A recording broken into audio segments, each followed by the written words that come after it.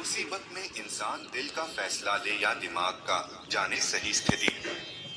दोस्तों, जीवन में कई बार ऐसी स्थिति आ जाती है कि समझ में नहीं आता कि आखिर क्या किया जाए। ऐसी स्थिति में इंसान के अंदर कई तरह के विचार चलते रहते हैं और समझ में नहीं आता कि क्या किया जाए। ऐसी स्थिति से निपटने और जीतने के लिए अपने विचारों में कुछ बदलाव करने होंगे, तभी आप स्थिति को कंट्रोल कर पाएंगे। स्वामी विवेकानंद अक्सर कहते थे, दिल और दिमाग के बीच संघर्ष में इंसान को हमेशा दिल की आवाज सुननी और चुननी चाहिए। मनुष्य अपने दिमाग के अनुसार चले तो छाछ पाएगा, पर दिल की आवाज सुने तो उसे मक्खन मिलेगा। आज इंसान हर कदम इसी द्वंद्व में जी रहा है। उसकी सोच, कर्म और निर्णय की प्रक्रिया इस दिल और दिमाग के द्वंद्व से गुजर रहा है। क्या सोचें क्या न सोचें, क्या बोलें क्या न बोलें, या क्या करें या क्या न करें। दोस्तों, ज्यादातर लोग चिंता, भय और तनाव में फंसे होने कारण कई बार समझ नहीं पाते हैं कि अंदर की आवाज दिल की है या दिमाग की। फलस्वरूप मनुष्य मजबूरी और जल्दबाजी में गलत फैसला कर लेता है। उसके कर्मफल के चलते इंसान आए दिन दुख, अशांति और परेशानी का सामना कर रहा है। मन की मजबूती न होने से मनुष्य कई बार मजबूर हो जाता है।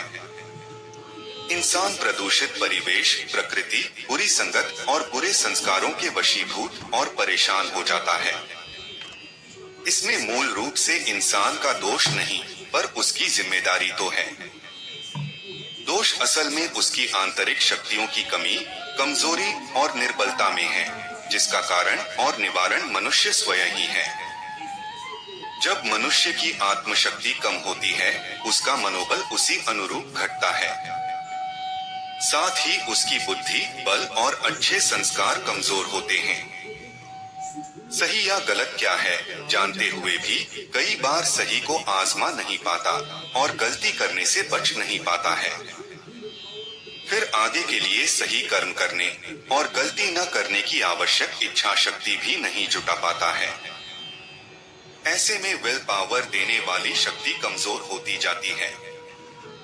इसलिए मानव जीवन और कर्म को सही, सुखद और सफल बनाने के लिए उसकी आत्मशक्ति को बढ़ाने की जरूरत है, यानी सकारात्मक ऊर्जा बढ़ाने की जरूरत है। आत्मचेतना और चिंतन में वृद्धि लाने के लिए भी यह जरूरी है। नकारात्मक ऊर्जा में वृद्धि से जीवन और समाज आज दुख, अशांति, निराशा से घिरा हुआ है। कहते हैं, व्यक्ति की जैसी मनोस्थिति या वृत्ति होती है, वैसी ही उसकी परिस्थिति बनती है और वातावरण भी। इंसान की मानसिक अवस्था के अनुरूप ही उसकी दुनियावी व्यवस्था बन जाती है। मन की स्थिति या अवस्था अगर शांत, स्थिर, शीतल, संतुलित, व्यवस्थित और सुखदायी है, तो मनुष्य की व्यावहारिक व्यवस्था और परिस्थिति भी उसी अनुरूप शुभ, सुखद, सकारात्मक और सुव्यवस्थित हो जाती है। कहते भी हैं कि अंतर्मुखी सदा सुखी और बाहरमुखी सदा दुखी है।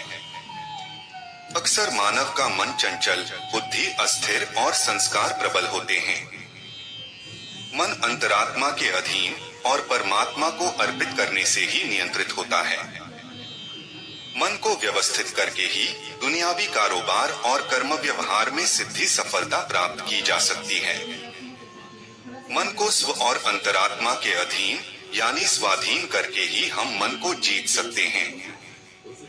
सही अर्थ में आत्मनिर्भर बन सकते हैं। इसी को मन जीते जग जीते कहा गया है।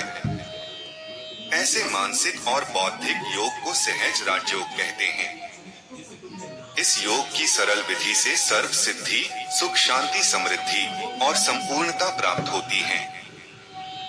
इस राजयोग विद्या के नियमित अभ्यास और आचरण से ही सत्युगी दैवी स्वराज्य और संस्कृति को हम निजी जीवन और पूरे जगत में फिर से विकसित कर सकते हैं।